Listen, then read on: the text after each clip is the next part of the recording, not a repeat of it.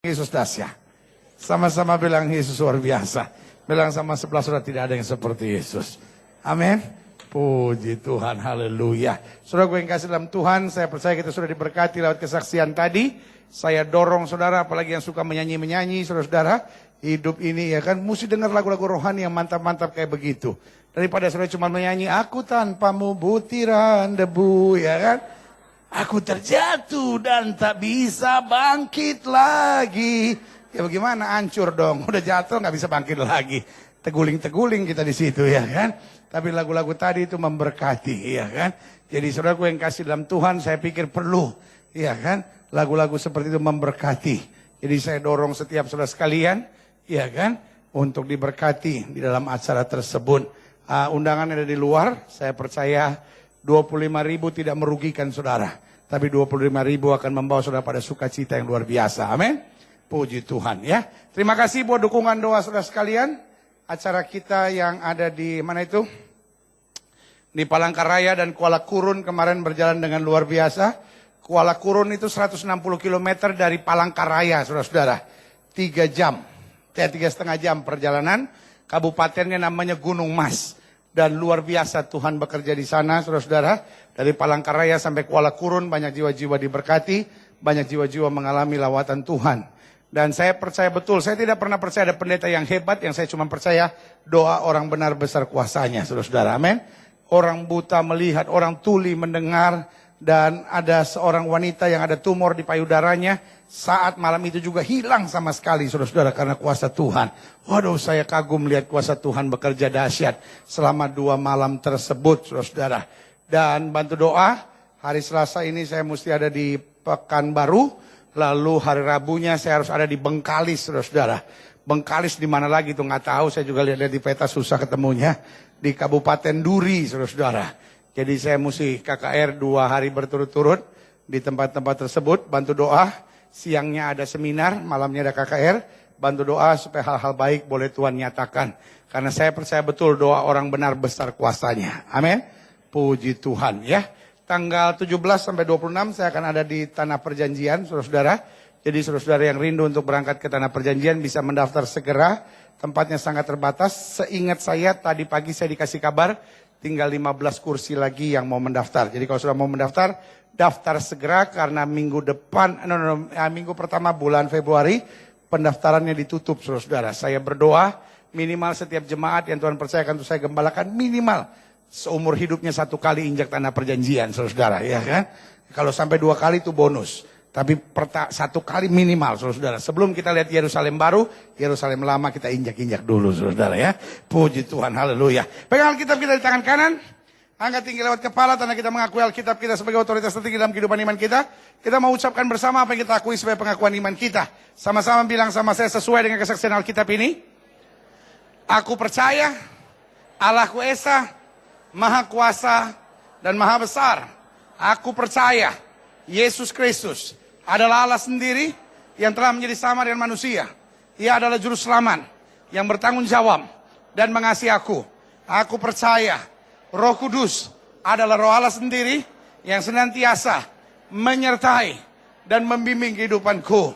Aku percaya Alkitab ini adalah firman Allah yang akan senantiasa menjadikan hidupku kudus, berkemenangan, diberkati, penuh mujizat, dan selalu menjadi berkat.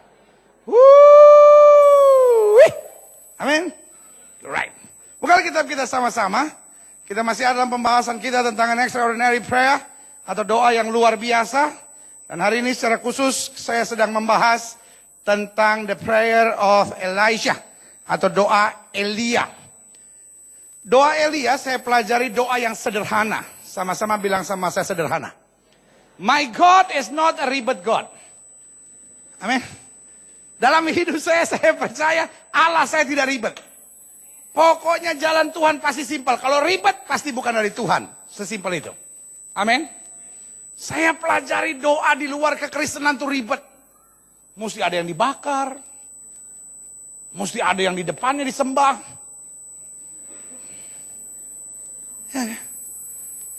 Doa Kristen sederhana. Tutup mata. Beriman, percaya, dan engkau akan dapat. Saking simpelnya banyak orang gak percaya. Masa iya sih pendeta, cancer bisa sembuh cuma dalam nama Yesus, dalam nama Yesus. Masa bisa sembuh sih? Masa tumor bisa hilang sih cuma dalam nama Yesus, dalam nama Yesus tumor hilang. Hilang. Masa sih? Kalau kita doa dompet hilang sering pendeta. Kadang-kadang di gereja begitu kita doa. Tuhan kenapa bebanku kau angkat, handphoneku kau angkat.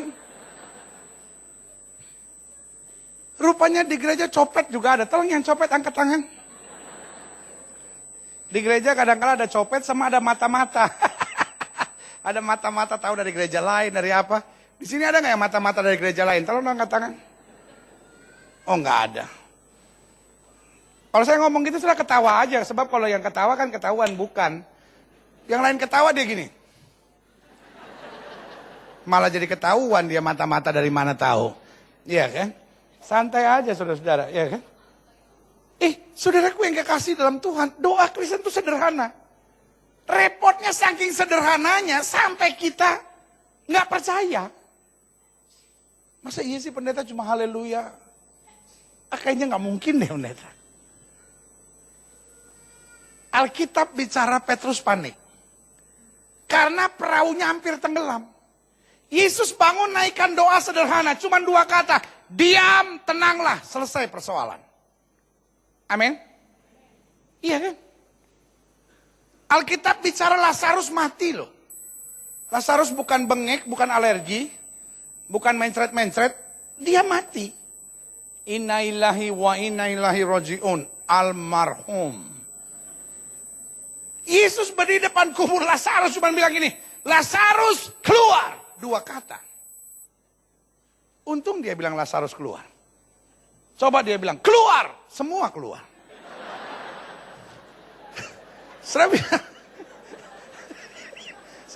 Saudara bisa bayangin gak semua pocong keluar gitu. Aduh. Prayer is not about your word, prayer is about your heart and about your faith. Coba. Pendeta udah semangat begitu, saya pikir jemaat amin. Ada jemaat amin. Amin. Lu ngerti gak sih sebetulnya? Doa itu bukan soal kata-kata, tetapi soal hati dan iman kita. Nah ini baru nih. Kalau bahasa Indonesia baru ngerti loh. Prayer is not about a word, prayer is about your heart and about your faith. Nah itu. Bukan kalau bahasa Inggris kan kelihatannya kayak kita kagak keren dikit gitu.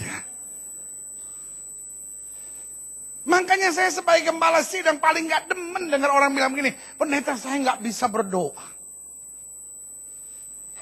Doa bukan soal kumpulan kata-kata yang hebat. Ada banyak orang doanya kata-katanya terlalu hebat sampai gak ada kuasanya. Tatkala semilir angin bertiup, asmamu ya Tuhan masih kusebut. Jemaat yang gak ngerti bilang, Tuhan asma.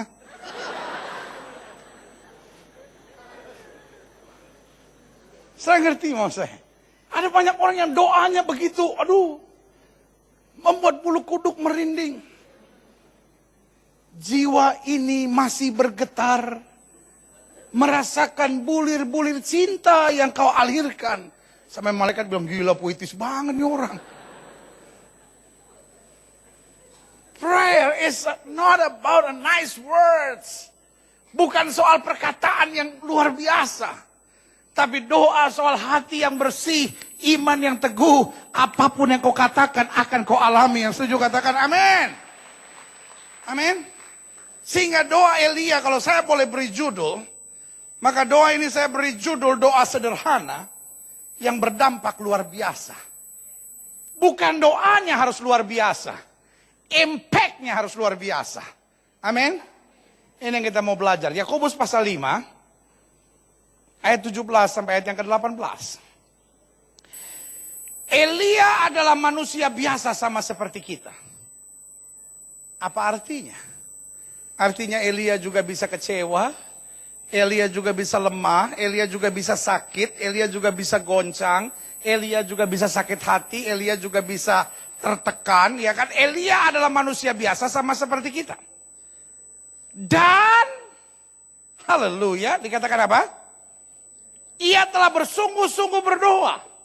Berarti doa memindahkan kita dari orang biasa menjadi orang percaya yang punya pengalaman luar biasa. Yang setuju katakan amin. Amin. Prayer change. Doa mengubahkan. Doa membawa level kita lebih tinggi dari orang yang lemah menjadi orang yang dapat berkata, aku cakap menanggung segala perkara dalam Kristus yang memberi kekuatan kepadaku. Elia adalah manusia biasa sama seperti kita.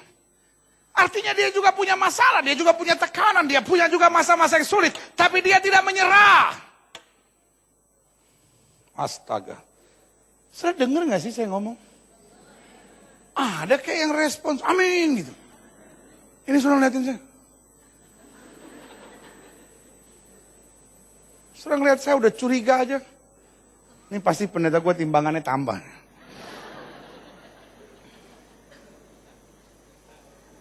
Enggak, mata saudara aja yang salah. Saya timbangannya turun, diomongin. Siannya lagi stres dia. Saya timbangannya naik, diomongin. Rakus. Ya udahlah. Menjadi pendeta begitu.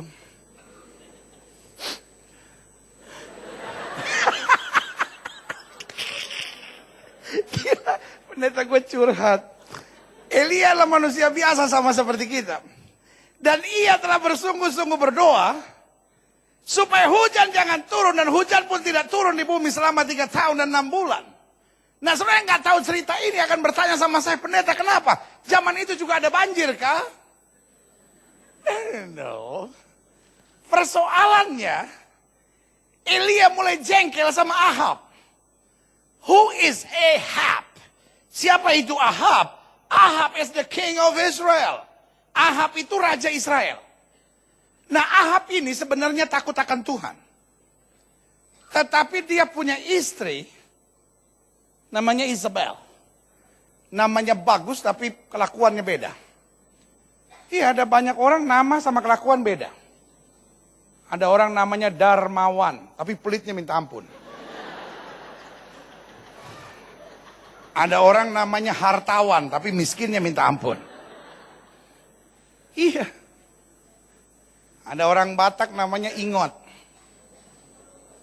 Tapi ditanya, kenapa gak kerjain PR? Lupa Pak. Namanya Ingot tapi lupa. Gak bagus. Saya kalau boleh ganti nama, saya mau ganti nama. Jadi Boy. Paling enak orang namanya Boy. Udah umur 78 tahun, masih ya Boy. Ya, gak pernah tua. Orang panggil Boy, Boy. Iya. Namanya Isabel, tapi kelakuannya Isabel. Dia bawa suaminya sampai percaya dukun-dukun dan kuasa kegelapan. Dan saudaraku yang kekasih dalam Tuhan. Ini Nabi satu udah mulai jengkel. Dia bilang sama Ahab, dia bilang, Ahab, kalau kamu tidak bertobat, hujan tidak akan turun sampai aku katakan hujan akan turun. Folks, apa yang terjadi? Langit dan bumi boleh lenyap, tapi firman Allah tinggal tetap. Hujan memang tidak turun. 1 bulan, 2 bulan, 3 bulan, semua oke. Mulai masuk 1 tahun, famine come. Kelaparan mulai datang. Tetapi saya cuma mau bilang, anak Tuhan selalu dipelihara. Yang setuju sama saya, katakan anak Tuhan dipelihara. Bilang sama sebelah saudara kita dipelihara. Tuhan bilang sama dia, kamu pergi ke tepi sungai Kerit. I will provide all of your needs. Dan saudaraku yang kasih dalam Tuhan, dia bingung. Kenapa saya mesti ada di tepi sungai Kerit? Ada banyak orang use their logic, iya kan? Untuk coba mengerti dan memahami kuasa Tuhan. Dia mulai pikir, loh kalau Tuhan mau berkati kita dimanapun bisa. No. Persoalannya bukan di tepi sungai Kerit atau di tengah kota. Tapi persoalannya is about your obedience. Sama-sama bilang sama saya ketaatan. Kadang-kala kita mulai coba berdebat sama Tuhan dan bilang, loh kalau Tuhan mau pelihara saya dimanapun juga bisa. No. Persoalannya Tuhan suruh dia ke tepi sungai Kerit. Why? It's about obedience. Ketaatan. Pagi dan sore, Tuhan menyediakan makanan. Siapa yang Tuhan pakai untuk mengirim makanan? Hello? Siapa yang Tuhan pakai untuk mengirim makanan? Burung gagak. Oke, kita brainstorming ya. Saya mau tanya sama saudara. Kira-kira menurut saudara, mikir nggak Elia bahwa kira-kira akan kirim makanan buat saya pasti burung gagak? Itu yang saya mau bilang buat saudara. Kalau Tuhan nolong kita, Tuhan seringkali pakai cara yang sama sekali kita nggak mikir. Amin. Never calculate how God can help you. Jangan pernah tidur gitu sebelum tidur bingung gitu mikirin, ini Tuhan nolong sayanya gimana ya? Tuhan nggak perlu dibantu sama ide-ide saudara. Just sleep. Amin. Tidur aja. Tuhan gak perlu masukan ide dari saudara gitu. Ini cara Tuhan nolong saya gimana ya? Kali lewat ini. Waktu sudah pikir kayaknya Tuhan nolong saya lewat ini. Pasti gak terjadi begitu. Yang pernah ngalamin seperti yang saya sampaikan, katakan amin. Amin. Waktu kita udah mulai ketemu nih. Kayaknya Tuhan tolong lewat saudara saya. Kebetulan dia orang kaya. Malah itu gak dipakai. Malah saudara datang ke rumah dia, malah dia bentak saudara. Udah lu jangan kesini. Najis lu kaya tapi pelit.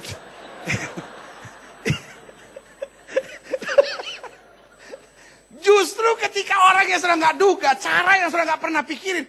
Come on church. Burung gagak, orang Betawi bilang burung gaok. Biasanya ini cuma ngabarin kematian.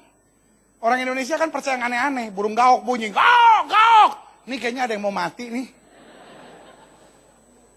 Coba lu tinggal dekat rumah duka di Jelambar, tiap hari juga ada orang mati. Sampai burung gaoknya juga capek bunyi di situ. Orang Indonesia tuh suka macem-macem aja. Tangannya gatel, nih kayaknya gue mau dapat duit nih. Salah satu mau dapat duit atau mau gamparin orang gitu. Ada orang bilang sama saya, pendeta tangan saya gatel kayaknya mau dapat duit nih. Saya bilang mungkin eksimnya kumat kali pak. Mata kedut-kedut gitu. Ini kayaknya gue mau ketemu orang jauh. Gila sok seleb banget gitu kayaknya. Kupu-kupu masuk ke rumah. Ini kayaknya mau ada tamu. Gila. Modal cuma teh manis aja. Tamu mau datang. Darah Yesus. Sabar cing. Gak usah percaya yang begitu-begituan. Burung gagak yang dipakai Tuhan. Sama-sama bilang sama saya burung gagak. Bayangin pagi dan sore. Bawa apa saudara? Roti. Kangkung pendeta. Dia bukan vegetarian. Daging. Saudara bisa bayangin ya pagi-pagi itu datang. Udah mama tibon. Sore sirloin. Besok pagi lagi tenderloin. Sore lagi pork chop. Ada yang ngeliatin saya gini. Belum makan siang pak. Kalau yang siang khotbah jangan begitu-begitu dong pendeta. Aneh-aneh aja pendeta. Pagi dan petang ada makanan enak, daging. Amin. Selesai persediaan Tuhan bilang sekarang pergi ke rumah seorang janda di Sarfat. Mungkin dalam hatinya Elia saya cari janda yang antingnya berlian, yang sanggulan, kayak inang-inang mau pesta gitu. Udah cari mana yang Gigi palsunya dari emas. Tiba-tiba dia lihat nggak ada siapa-siapa, janda juga cuma satu di sini. Nah, ini pasti jandanya. Janda sederhana tapi kaya. Dia tanya, Bu, tolong buatin saya roti. Jandanya bilang, saya cuma punya tepung segenggam. Saya punya minyak sedikit di buli-buli. Saya ini pulang mau bikin itu jadi roti. Setelah saya dan anak saya makan, kita akan mati. Folks, dalam hati Elia, ya, sama-sama susah.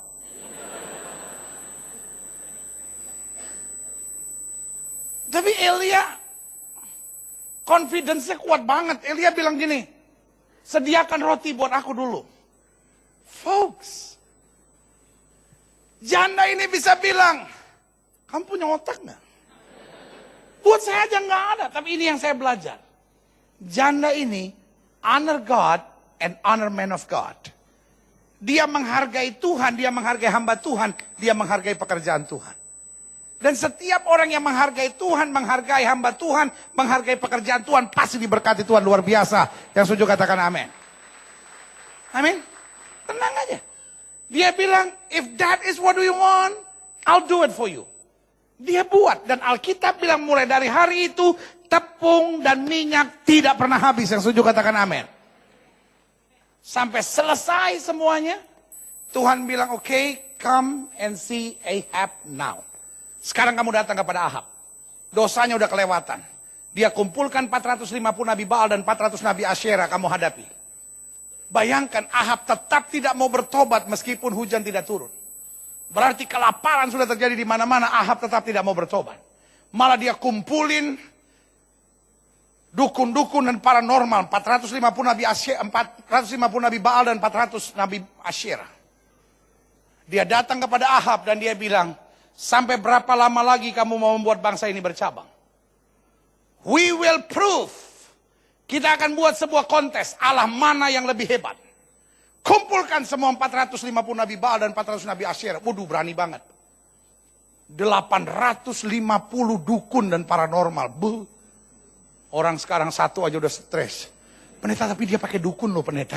Itu di depan toko saya itu pendeta. Suka ada orang yang kayak ikan mas koki gak jelas begitu. Biarin aja. Tapi pendeta, itu di depan rumah saya pendeta, ada yang suka begini-begini di depan. Pak Haji itu kayaknya dukun deh pendeta. Jenggotnya panjang gitu. Terus kalau malam Jumat, jalannya begini. Emang kenapa kalau jalan? Gendong tuyul dia pendeta. Tuh dia suka...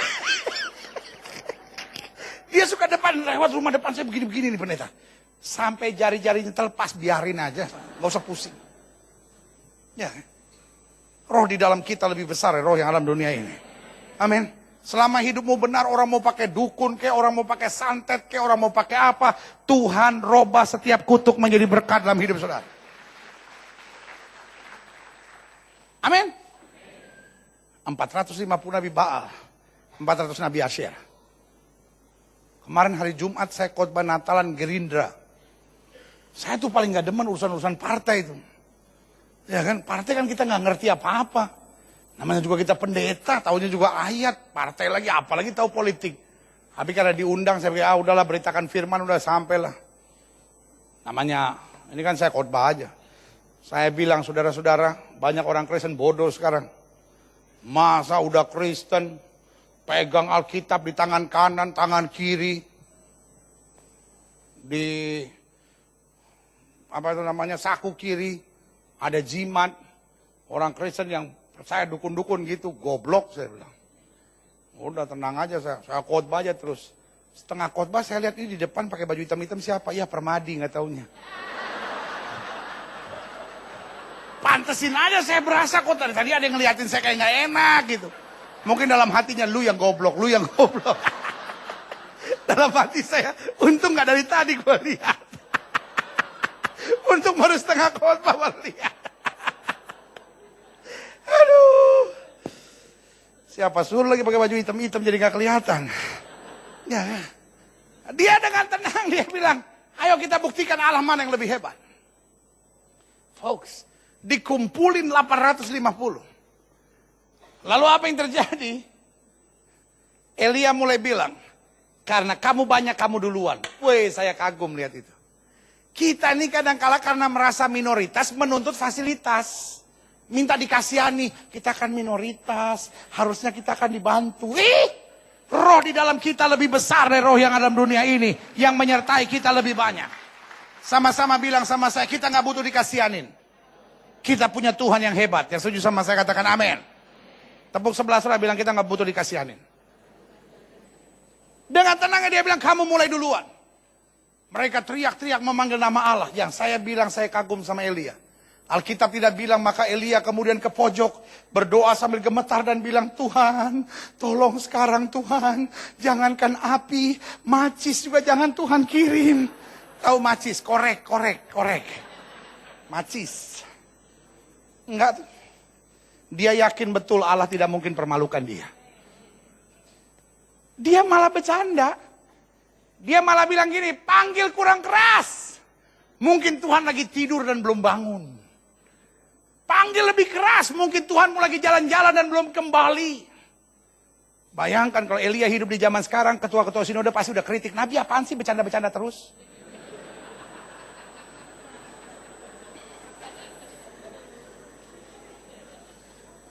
Hidup ini jangan pandang remeh sesuatu. Tapi hidup ini jangan stres untuk sesuatu. Just do your best. Take it easy. But never take it for granted. Amin. Nikmati saja gitu hidup ini. Hadapin aja. Iya ya. Apa yang terjadi kemudian? Dia tore-tore badannya, dia siksa badannya sampai menjelang korban petang. Setelah menjelang korban petang, Elia bilang, Allahmu tidak datang? Let I do it. Karena Elia lihat mata yang memandang dia, aduh.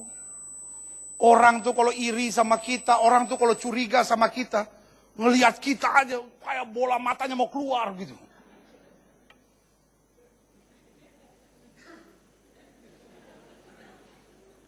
Kalau orang ngeliatin saudara begitu tenang aja. Gak usah, apa sih lihat-lihat sih, gak usah, tenang aja gitu. Tenang aja, ya kan. Saudara punya sesuatu yang dunia gak punya, itu sebabnya orang iri sama saudara. Amin. Elia dengan tenangnya dia bilang ini, dia lihat orang kan curiga ngeliat ini mau diapain, mau ngapain nih Elia nih. Elia langsung bilang, ambil air, siram. Saya cuma ngajak saudara berpikir sekarang.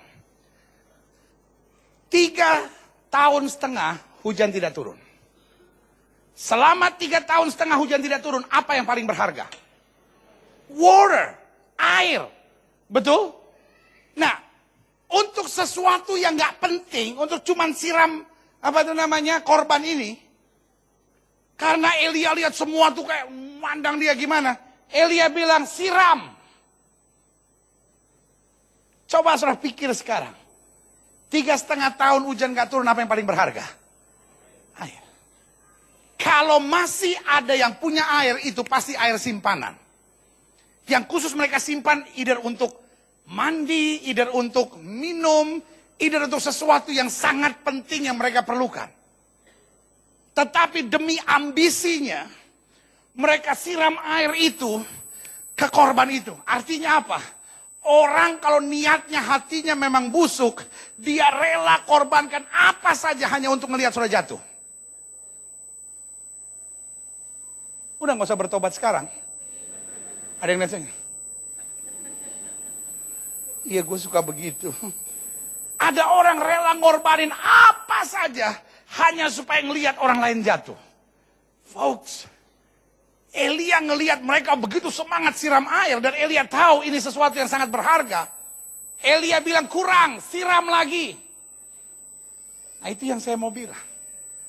Orang itu kalau hatinya penuh kepahitan, kebencian, kedendaman, akan rugi segala-galanya. Dia siram lagi air. Elia bilang kurang, dia siram lagi. Dalam hatinya mate maho. Ya kan?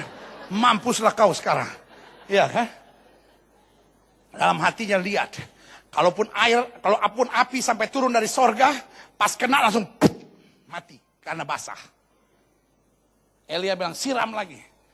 Sampai mereka betul-betul habis gak punya air lagi. Elia bilang udah, puas, senang udah, Oke. Dia naikkan doa sederhana. Pertama dia bereskan altar dulu. Setelah dia perbaiki altar, dia panggil nama Tuhan. Dia mulai bilang, Tuhan, buktikan bongko Allah yang hidup. Kirim api, sebuah doa sederhana. Tiba-tiba api turun. Bukan hanya membakar habis korban itu. Semua air-air dijilat habis. Dan Tuhan menyatakan kemuliaannya luar biasa. Yang setuju katakan amin. Nah ini yang saya pelajari. Doa sederhana tetapi great impact. Makanya ayat ini bilang Elia adalah manusia biasa sama seperti kita. Ia telah bersungguh-sungguh doa. Dia nggak punya kemampuan hebat lainnya. Dia cuma punya kuasa doa. Sama-sama bilang sama saya punya kuasa doa. Supaya hujan jangan turun, hujan pun tidak turun di bumi selama 3 tahun dan 6 bulan. Ayat 18. Lalu ia berdoa pula. Dan langit menurunkan hujan. Dan bumi pun mengeluarkan apa? Buahnya. Nah, dalam pendahuluan saya catat begini. Klik.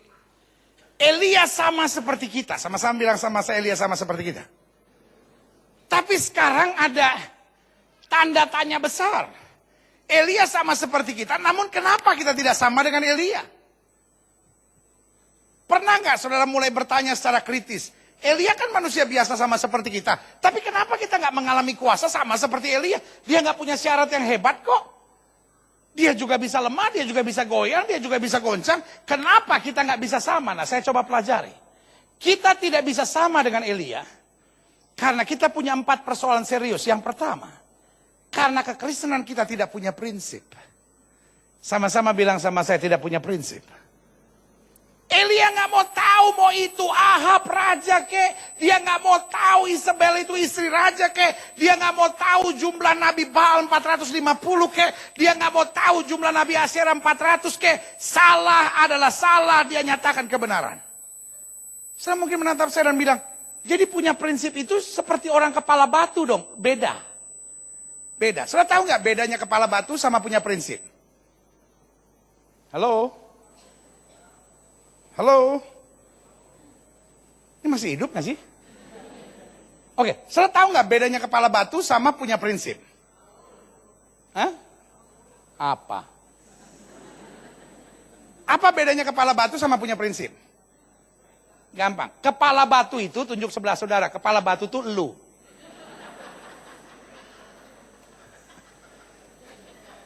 Ini pendeta ini bisa dituntut orang nih. Rese nih. Apa bedanya kalau ada yang ngeliatin saya gini?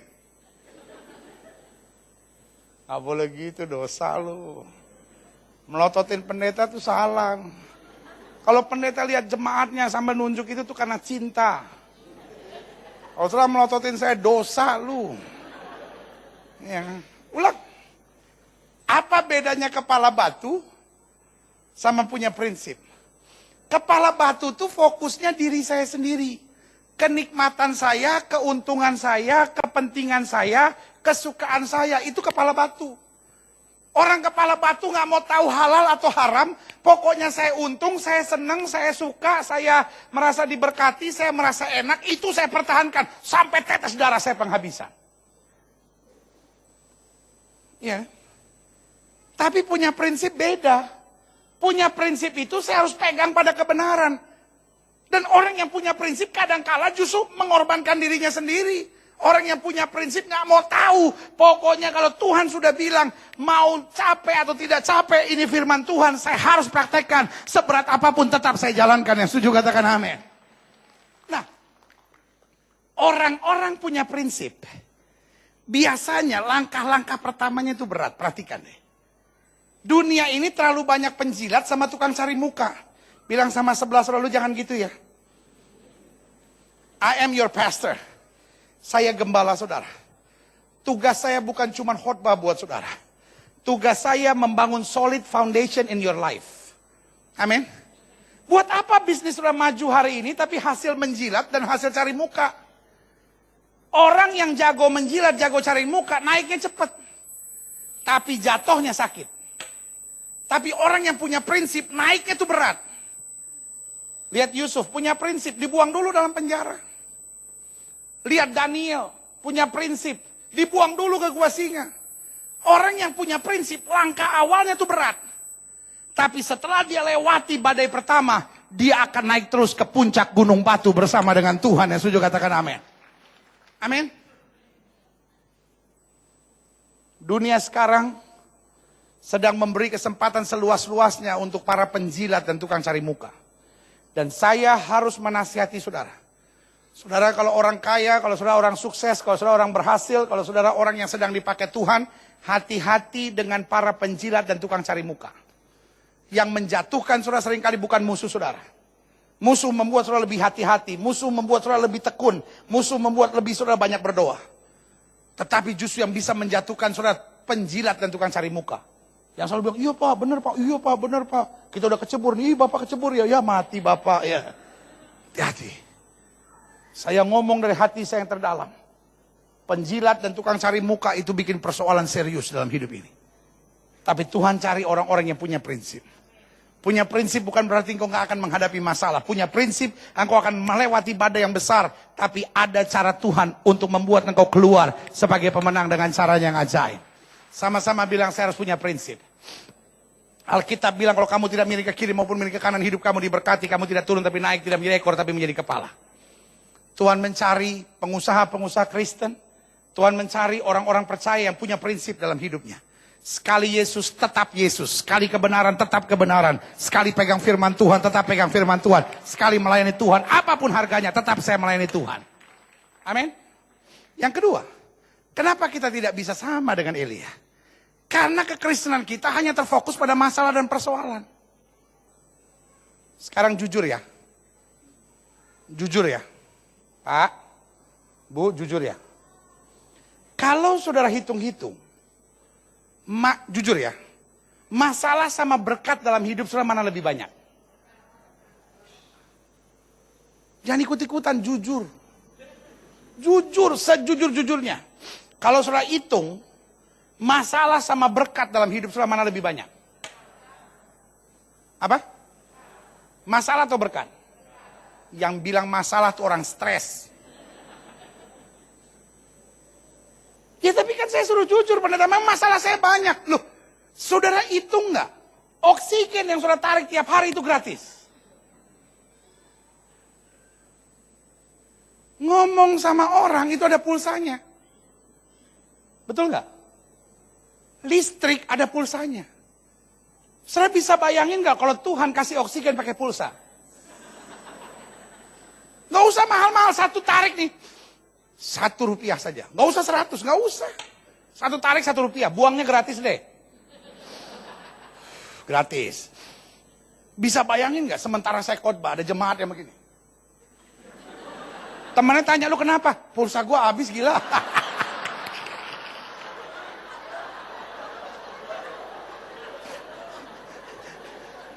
Yeah. Rambut ini. Gratis Tuhan kasih. Setelah potong, numbuh lagi. Iya kan? Rambut palsu aja udah berapa? Gigi nih, gratis Tuhan kasih. Iya kan? Darah mompa dengan normal. Gratis Tuhan kasih. Kaki. Kalau mesti pakai kaki palsu berapa lagi? Gratis Tuhan kasih. Coba sekarang saya hitung benar-benar. Berkat sama masalah mana lebih banyak? Nah, selama ini lu salah hitung. Karena fokus hanya pada masalah. Dalam hidup saya selalu saya bilang masalah tidak penting. Sama-sama bilang sama saya masalah nggak penting. Lu kok masalah nggak penting, pendeta? Ada banyak suami istri yang kalau duduk berduaan pasti ngomongin masalah. Itu pak, anak kita nakalnya minta ampun. Ya kamu sih sebagai istri gak bisa atur. Ya saya sih udah atur. Tapi lihat mukanya kan kayak papa, darahnya tuh kayak papa. Makanya kelakuannya kayak papa. Berkelahi. Jadi mau kamu apa? Ya dari opung kamu kan kelakuan emang begitu semua. Opung saya udah mati ya kenapa dibawa-bawa? Berkelahi. Aduh, banyak gereja gak maju-maju kalau rapat. Gak pernah ngomongin rencana Tuhan, selalu cuma ngomongin masalah. Kapan mau maju kalau hidup tuh cuma ngomongin masalah. Pulang gereja cuma ngomongin masalah. Ngomongin kayak firman Tuhan. Ngomongin kayak bagaimana jadi pelaku firman. Pulang gereja malah ngomongin masalah. Tuh ibu sebelah kita bau ketek.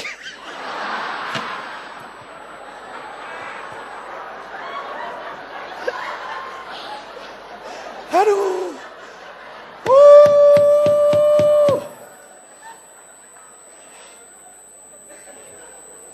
Ampun dah ampun.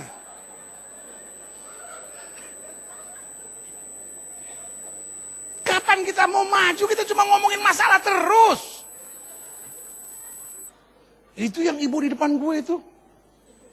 Jamnya Rolex. Penampilannya begitu, antingnya berlian. Lihat dong rambutnya. Tombe semua. Pulang gereja kita nggak dapat berkat, saudara. Iya kan? Masalah nggak penting, lebih penting jiwa-jiwa, lebih penting kerajaan sorga, lebih penting melakukan kehendak Allah, lebih penting bicarakan firman. Aduh, iya kan? Hidup cuma ngomongin masalah, aduh. Pinggang gue sakit, bengek gue kayaknya kumat. Lalu bingung, kenapa ya iman saya nggak maju-maju ya? Pak, Bu, setiap orang tuh punya masalah. Amin? Tanya sama sebelah saudara, punya masalah nggak?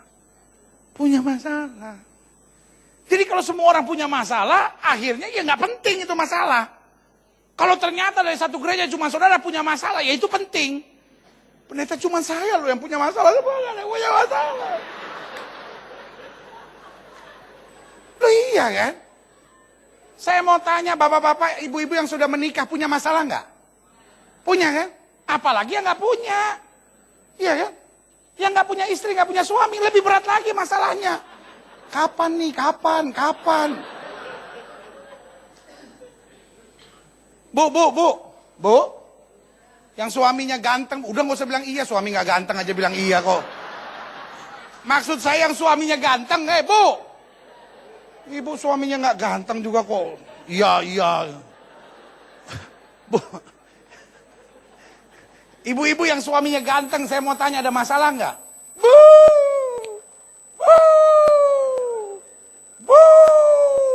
Zaman sekarang punya suami ganteng, kaya, takut Tuhan lagi. Bu. Banyak yang doain Tuhan.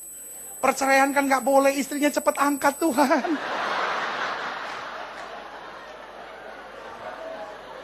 Ibu-ibu yang suaminya ganteng, kaya, diberkati, takut Tuhan, saya mau kasih tahu doa Bu supaya panjang umur Tuhan tambahkan dalam hidupku. Haleluya. Tak ku dapat perjakanya, dudanya pun masih oke. Banyak doa ya Bu. Ya, jangan kaget Pak kalau besok pagi-pagi ibu langsung berenang. Ya. Untuk apa? Supaya panjang umur. Besok pagi-pagi nge-gym. Supaya apa? Panjang umur. Supaya lu gak cepat jadi duda. Besok pagi makan sehat. Yogurt. Tumben lu gak pernah makan yogurt? Katanya bawa panjang umur.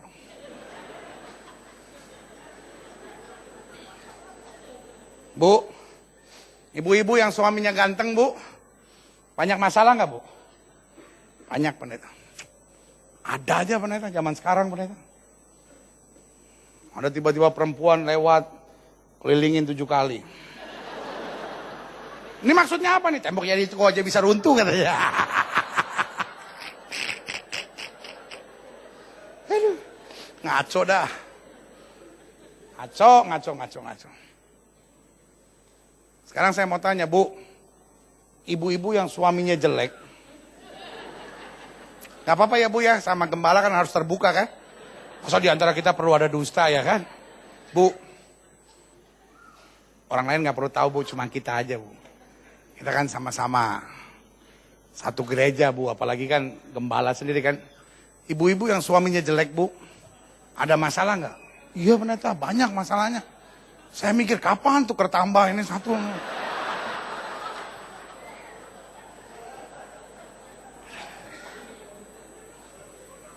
Setiap orang punya masalah.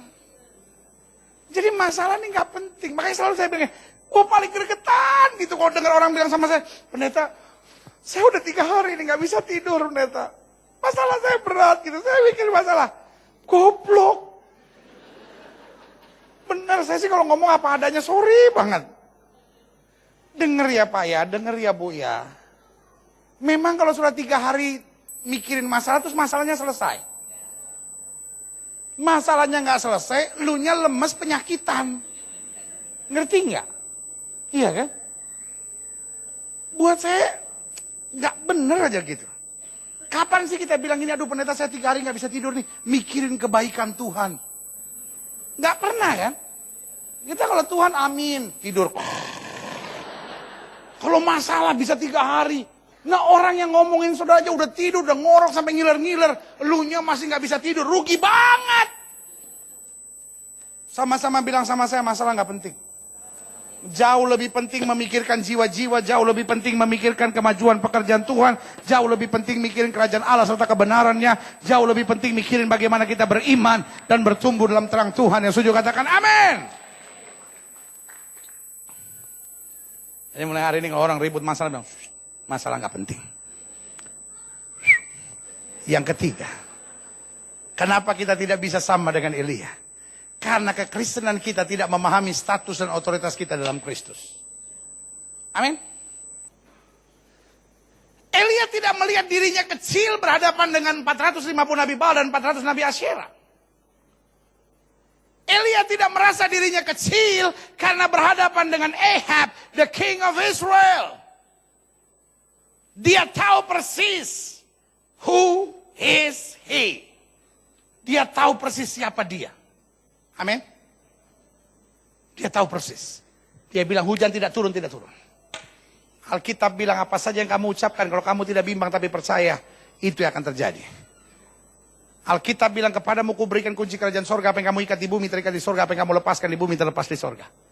Ngapain saudara bangun pagi dan bilang, aduh hidup saya susah, aduh hidup saya menderita. Saudara bangun pagi bilang, hari ini saya akan diberkati, hari ini saya akan lihat mujizat, hari ini saya akan lihat perkara besar, hari ini saya akan nikmati kuasa Tuhan yang dahsyat. Yang setuju berikan tepuk tangan yang meriah. Status saudara adalah anak raja. Amin. Otoritas yang Tuhan berikan kepada saudara, apa yang kamu ikat di bumi terikat di sorga, apa yang kamu lepaskan di bumi terlepas di sorga. You are a very important person for God. Amin. Yang keempat, kita tidak bisa sama dengan Elisa. Kita tidak bisa sama dengan Elia. Why? Karena kekristenan kita tidak menyadari senjata rohani yang kita miliki, kuasa besar dalam doa. Kita selalu mikir setan itu begitu besar. Ya, no. Setan tidak sebesar yang saudara bayangkan. The devil is under your feet. Setan itu ada di bawah telapak kaki orang percaya. Yang bikin besar setan adalah pikiran saudara sendiri. Saudara yang bilang, wah setan nyerang saya. Wah, loh, setan paling gak suka lihat rumah tangga saudara bahagia. Setan gak suka lihat pelayanan saudara maju. Setan gak suka lihat saudara dipakai Tuhan. Setan gak suka lihat saudara bersaksi di mana-mana. Setan gak suka lihat kemenangan demi kemenangan terjadi dalam hidup saudara. Oh, setan mau ganggu. Tapi Alkitab bilang, tidak ada kekuatan musuh yang akan membahayakan kamu. Setan bisa ganggu tapi tidak membahayakan saudara. Kadang-kadang dia bikin deg-degan sedikit tapi tidak membahayakan. Sama-sama bilang sama saya, bikin deg-degan tapi tidak membahayakan. Tanya sama sebelah saudara, pernah deg-degan gak? Bilang sama sebelah saudara, ini lagi deg-degan sekarang. Tapi dia tidak akan membahayakan. Amin. Makanya saya bilang yang harus sudah hitung jangan masalah. Jangan serangan setan. Lagu anak-anak tahun 70-an bilang begini. Hitunglah berkat-Mu sekalian yang turun sehari-harian. Jangan takut. Hitung berkat-Mu. Nah itu. Anak-anak tahun 70-an aja lagunya lebih berkualitas. Anak sekarang sekolah minggu. Dong, dong, dong, dong, dong, dong, dong. Ada iblis di bawah kolong. Hatiku mau dicolong. Tuhan datang segera menolong. Pantas tuh anak gak bisa tidur. Ada iblis di bawah kolong. Gila kan? Yang bener dong. Hitunglah berkat-Mu. Jangan hitung serangan setan, jangan hitung tekanan hidup, jangan hitung badai dalam hidup saudara. Berkat Tuhan selalu lebih besar. Orang lain boleh mengandalkan uang, orang lain boleh mengandalkan kekuatan. Kita lipat tangan mengandalkan doa dan mujizat Tuhan dinyatakan. Kita bangkit berdiri. Kita datang pada Tuhan. Haleluya. Engkaulah Tuhan. Amin. Engkaulah Raja, berdaulat atas hidupku. Berdaulat atas hidupku. Ku berserah penuh. Come on church. Sama-sama katakan Engkaulah. Yes you are. Katakan Engkaulah Rajaku. Engkaulah Raja. Katakan berdaulat atas hidupku. Berdaulat atas hidupku. Ku berserah penuh. Musik main dengan sangat lembut. Masing-masing kita tundukkan kepala. Coba saudara mau jujur sedikit. Maka saudara jumpai berkat jauh lebih besar daripada masalah dalam hidup saudara. Setan tidak sebesar yang saudara pikirkan. Serangannya boleh ada, tapi kemenangan selalu Tuhan janjikan buat hidup saudara. Jika itu doamu hari ini, taruh tangan kananmu di dada. Dan bilang, Lord I know.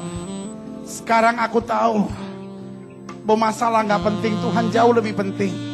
Berkat Tuhan jauh lebih penting, mujizat Tuhan jauh lebih penting, mencari jiwa jauh lebih penting, meluaskan kerajaan Allah jauh lebih penting. Jika itu doamu, taruh tangan kananmu di dada. Ingat, setan mau buat apapun untuk menjatuhkan saudara, tapi tidak ada kekuatan musuh yang akan membahayakan engkau. Maju terus. Jangan pernah bilang saya tidak bisa berdoa. Prayer, it's not about your word, it's about your heart. Doa bukan soal perkataan yang indah, tapi doa soal hati yang bersih, iman yang tangguh, dan langkah yang tepat. Jika itu doamu, taruh tangan kananmu di dada. Ketika orang mengandalkan uang, ketika orang mengandalkan kekuatan, ketika orang mengandalkan apapun yang mereka bisa, engkau hanya mengandalkan doa dan di situ Tuhan bertindak. Jika itu doamu hari ini, taruh tangan kananmu di dada. Engkau masih punya Tuhan kok. Engkau masih punya Tuhan kok. Maju terus. Yang penting hatimu bersih. Yang penting langkahmu benar. Yang penting hatimu melekat kepada Tuhan. Apa yang tidak pernah kau pikirkan itu yang Tuhan sediakan. Never calculate how God will help you. Gak perlu mengkalkulasikan gimana caranya Tuhan tolong. Justru ketika jalan yang kau pikirkan bukan itu yang terjadi. Justru cara Tuhan yang luar biasa yang tidak pernah kau pikirkan itu yang Tuhan nyatakan. Jika itu doamu hari ini, taruh tangan kananmu di dada. Nah setiap saudara yang ingin didoakan, taruh tangan kanan saudara di dada. Saudara boleh angkat tangan dua-dua tinggi-tinggi. It's me, oh Father. Bapak lihat tangan anak-anakku yang terangkat dua-dua. Kami angkat tangan karena kami tahu doa adalah sesuatu yang sederhana, tetapi punya dampak yang luar biasa. Ketika orang lain mengandalkan kekuatan, ketika orang lain mengandalkan kemampuan, ketika orang lain mengandalkan apa yang mereka bisa, kami hanya berlutut mengandalkan Tuhan. Dan ketika Tuhan di pihak kami, tidak ada yang dapat melawan kami. Bapak lihat setiap mereka. Mungkin selama ini kami terlalu membesar-besarkan masalah. Masalah menjadi fokus perbincangan kami, masalah menjadi fokus perhatian kami, masalah menggoncangkan segala sesuatunya dalam hidup kami. Sampai kami gak mengerjakan pekerjaan yang dikehendaki Allah. Hari ini kami belajar untuk mengerti kebenaran. Masalah gak penting. Yang jauh lebih penting bagaimana rumah tangga kami bahagia, bagaimana memenangkan jiwa, bagaimana meluaskan kerajaan Allah, bagaimana menjaga hati ini agar tetap bersih dan berkenan kepada Tuhan, bagaimana melakukan setiap firman yang Tuhan perintahkan dalam hidup kita. Di balik ketaatan selalu ada kemenangan dan mujizat. Terima kasih Bapa. Lihat tangan-tangan yang terangkat, lihat hati yang terbuka. Sehingga mulai hari ini Tuhan, kami bukan jadi orang-orang yang kepala batu, tapi kami jadi orang-orang yang punya prinsip. Hidup kami bukan untuk diri kami, untuk kenikmatan kami, kesenangan kami. Tapi hidup kami untuk menyelamatkan orang lain, menolong orang lain, menguatkan orang lain, menjadi berkat buat orang lain. Karena firman-Mu berkata, saling bertolong-tolonganlah kamu dalam kasih.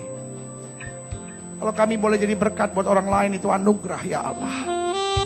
Lihat tangan-tangan yang terangkat, rumah tangga yang sedang goyah, hidup yang sedang dalam badai, mereka yang sedang gelisah, mereka yang dikuasai dengan ketertekanan. Hari ini Tuhan lepaskan. Terima kasih buat anugerah Tuhan. Terima kasih buat kasih karunia Tuhan. Haleluya. Hamba juga doa buat yang sakit Allah. Karena hamba percaya kesembuhanlah hak mutlak kami sebagai orang percaya. Setiap orang yang sakit dengar firman Tuhan, tanda-tanda ini akan menjadi orang percaya. Bahwa mereka akan tumpang tangan buat yang sakit dan yang sakit akan disembuhkan.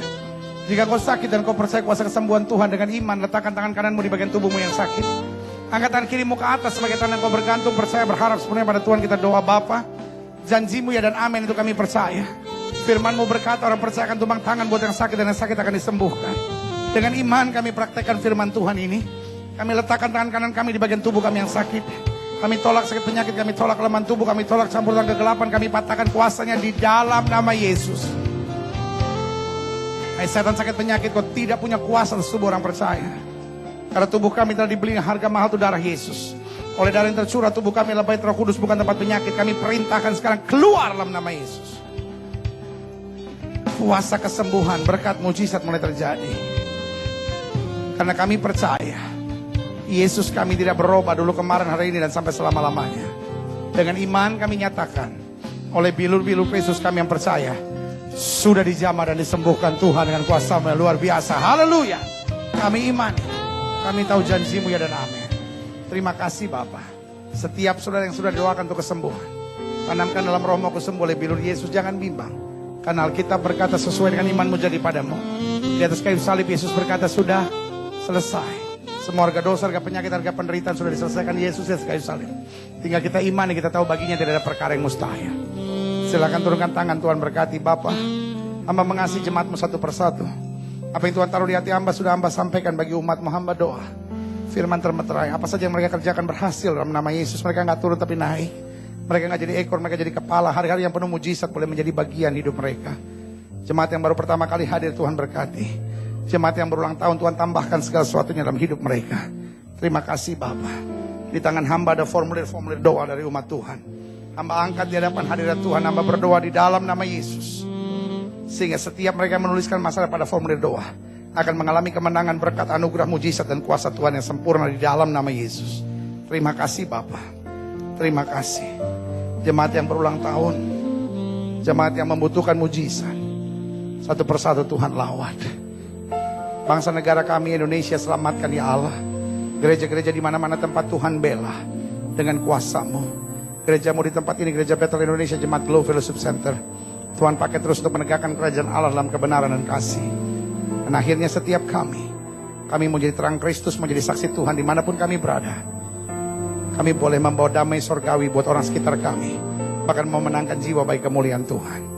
Terima kasih Bapa. Dan akhirnya saudara-saudara yang kekasih dalam Tuhan, kekasih-kekasih Kristus, permata hatinya Kristus, ingatlah bahwa Tuhan itu baik. Ingatlah bersama Yesus kita cakap menanggung segala perkara. Ingatlah di luar Yesus kita tidak mampu berbuat apa-apa. Ingatlah selama kita mencari kerajaan Allah serta kebenarannya terlebih dahulu, semuanya akan ditambahkan dalam hidup kita. Karena Dia adalah gembala kita yang agung, yang membuat hidup kita tidak pernah kekurangan. Dia menuntun kita ke padang rumput yang hijau, mata air yang tenang oleh karena namanya. Gadanya dan tongkatnya senantiasa menyertai kita. Sehingga yang terbaik selalu terjadi dalam hidup kita. Suami, kasihlah istrimu dan janganlah berlaku kasar kepadanya. Istri, tunduklah kepada suamimu dan hormatilah suamimu. Orang tua jangan bangkitkan sakit hati dari anak-anakmu, dan anak-anak hormatilah. Taatilah orang tuamu di dalam Tuhan. Jemaat sekalian, angkat tangan dua-dua dan terimalah berkat Tuhan. Kasih dari Allah Bapa, anugerah dari Tuhan Yesus Kristus, pimpinan penyertaan kuasa Roh Kudus menyertai hidup kita masing-masing mulai saat siang hari ini sampai Maranatha. Yesus Kristus datang kembali untuk menjemput setiap orang yang hidup sesuai kehendaknya. Bersama-sama kita katakan amin. Beri tepuk tangan yang meriah buat Tuhan. Jabat tangan kiri kanan saudara. Selamat hari Minggu.